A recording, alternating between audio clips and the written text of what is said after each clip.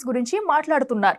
సాధారణ ఎమ్మెల్యేగా మంత్రులు ప్రమాణ స్వీకారం తర్వాత చేసిన ఆయన అది అసెంబ్లీ పద్ధతులకు విరుద్ధమని, తనకు ప్రతిపక్ష నాయకుడి హోదా ఇవ్వాలని వేడుకుంటూ స్పీకర్కి లెటర్ రాశారు. హోదా దక్కాలంటే 10% సీట్లు గెలవాలన్న నిబంధన ఎక్కడా లేదని, కాబట్టి తన పార్టీకి ఆ హోదా ఇవ్వాలని ఆ లేఖలో పేర్కొన్నారు.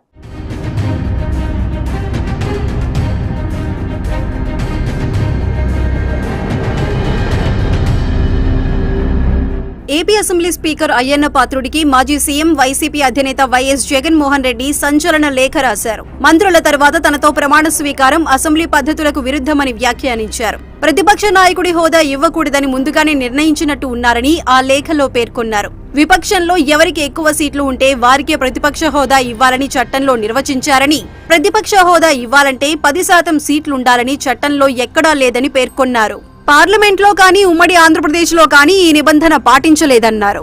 అధికార కూటమి స్పీకర్ ఇప్పటికే తన పట్ల శత్రుత్వాన్ని ప్రదర్శిస్తున్నారని లేఖలో జగన్ పేర్కొన్నారు. చచ్చేదాకా కొట్టాలంటూ స్పీకర్ మాట్లాడిన మాటలు వీడియోల ద్వారా బయటపడ్డాయని, ఇలాంటి నేపథ్యంలో అసెంబ్లీలో గొంతు విప్పే పరిస్థితులు కనిపించడం లేదని ఆక్రోశం వెళ్లగక్కారు. ప్రతిపక్ష హోదాతోనే ప్రజా సమస్యలను బలంగా వినిపించే అవకాశం ఉంటుందని లేఖలో పేర్కొన్నారు. ప్రతిపక్ష పార్టీ హోదాతో సభా కార్యక్రమాల్లో పాల్గొనేందుకు చట్టబద్దమైన భాగస్వామ్యం లభిస్తుందని, ఈ అంశాలను దృష్టిలో ఉంచుకుని లేఖను పరిశీలించాలని స్పీకర్ అయ్యన్న పాత్రుడిని జగన్ అభ్యర్థించారు.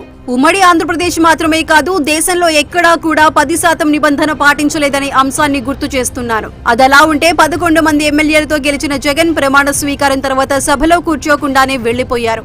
తర్వాత స్పీకర్ ఎన్నికకు తన పార్టీ వారినెవరినీ హాజరు కానీయకుండా చేసి సభ సాంప్రదాయాల్ని తుంగలో తొక్కారు. అలాంటి ఆయన ఇప్పుడు రూల్స్ గురించి లెటర్ రాస్తున్నారు.